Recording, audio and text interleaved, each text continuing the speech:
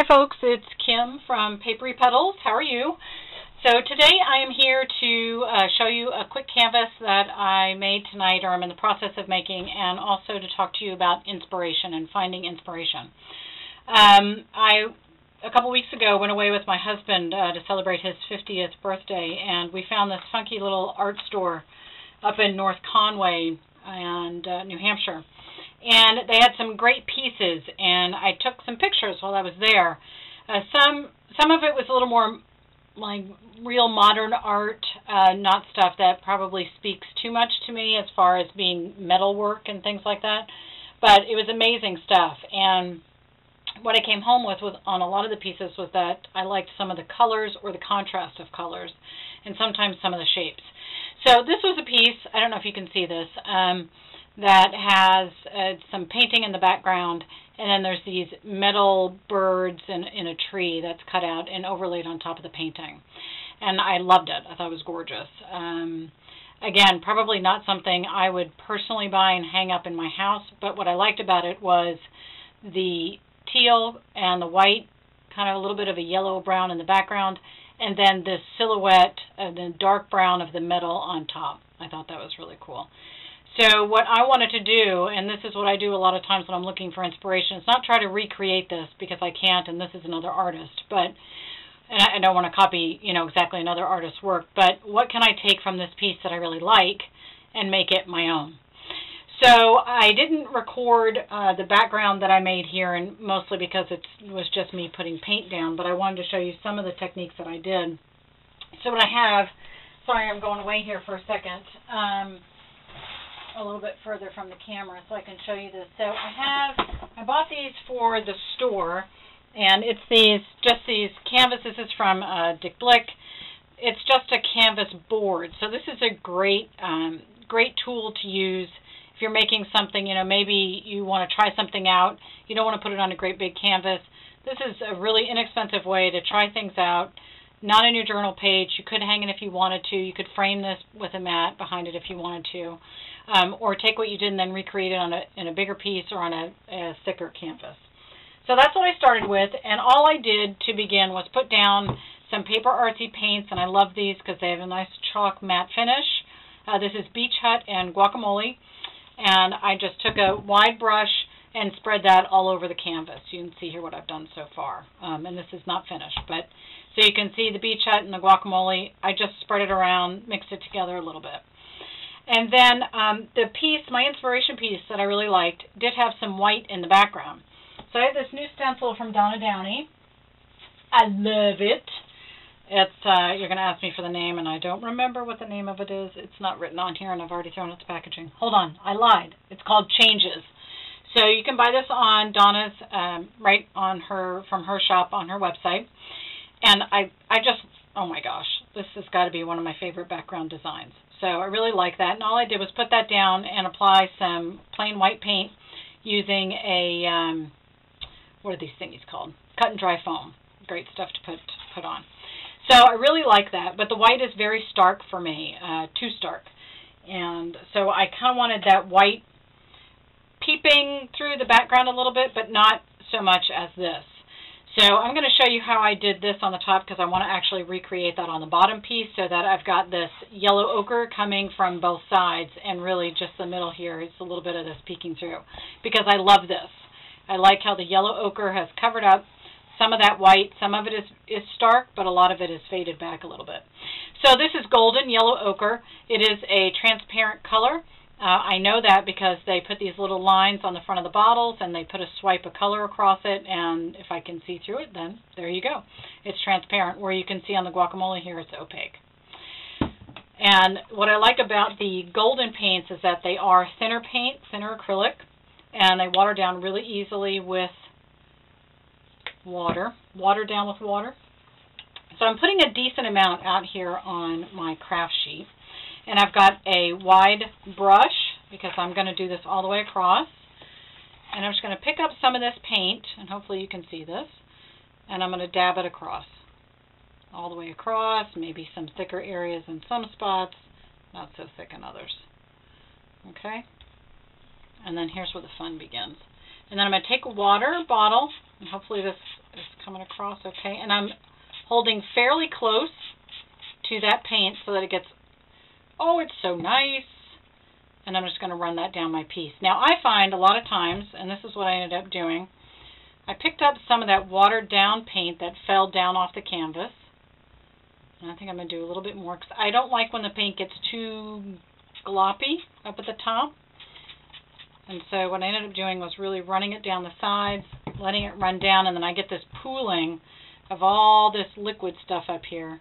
And I can come back in with a little bit more of the paint so that it's a little more, I don't want these big holes really. Where I want a little more natural looking, and so I can kind of come back in and fill that in, and that, my friends, is exactly what I wanted. Oh, it's nice. So nice. Awesome. So I'm going to hit that with the heat gun and then come back and show you my next step. So that's the finished piece right now. I'm going to clean up my craft area and I'll be right back.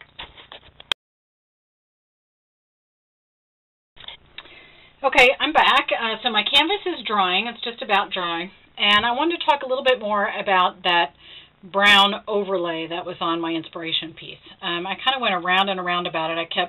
I pulled out a bunch of stencils. I thought about some flowers to just go over right over the top of it. But what I really liked about my inspiration piece was that it had this brown frame.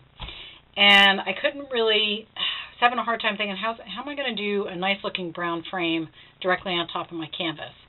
So what I ended up deciding, I found this stencil in my stash, and it's a little small, but I thought if I actually create something independent of the canvas and then attach that to the canvas, I can get a brown frame here. So then I had to think through, well, how am I going to do that? And that took a little bit of experimenting. I ended up cutting out a larger piece of this cardstock. This is a Tim Holtz.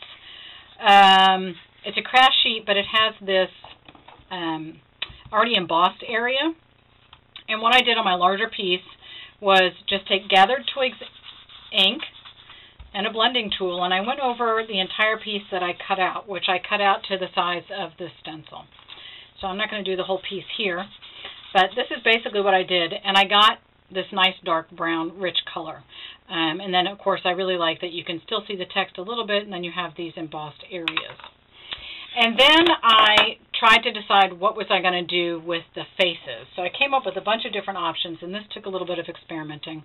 I did this initially. I thought, well, what if this was using the blending tool and the stencil and just a piece of cream cardstock, which I do really like this look, and I have to use these somewhere because you get these nice crisp lines.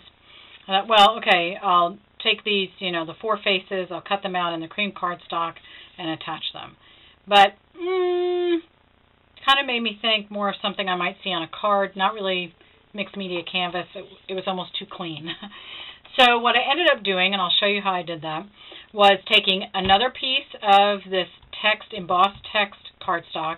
I did put a little bit of the Gathered Twigs down, and then I used some white paint. And let's do this girl here.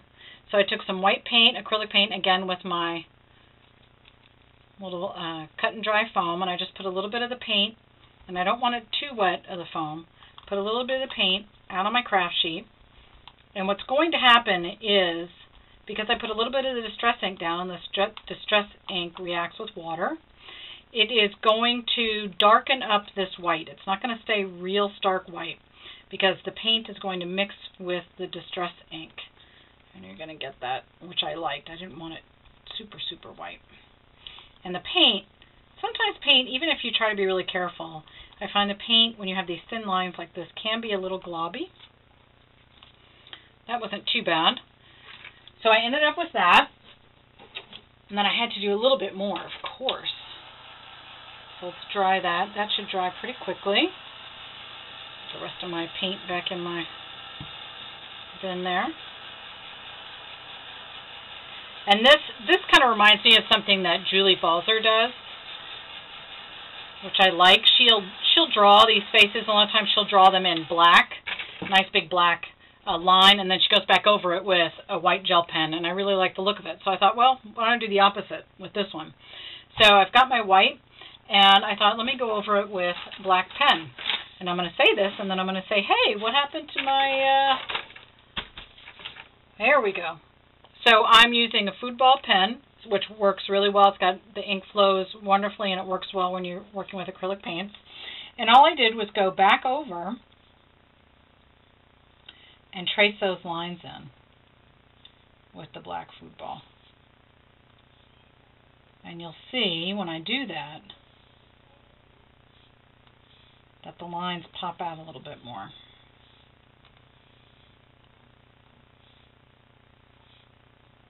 It's super easy to draw faces when somebody else has done it for you on a stencil.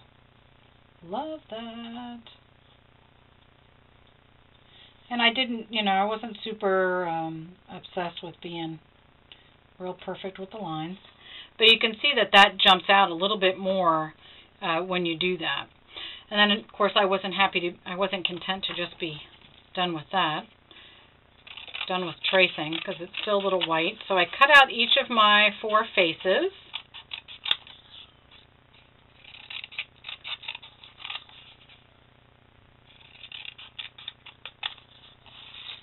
And then I have this little teeny alphabet stamp from Tim Holtz. I confess I don't know what set it's from. But on each of my squares, I just took more of that gathered twigs. It doesn't want to show up right now. There we go. Oh, no, I didn't use... I take it back. Scratch that. That's why it's not showing up. I used archival. So I used archival inks. Actually, I can probably wipe that right off. I can. That's why I didn't use Distress ink. So I used archival inks. This is Wendy Vecchi Potting Soil. And you'll see this shows up much better. There we go. And I just added a few little bits of text.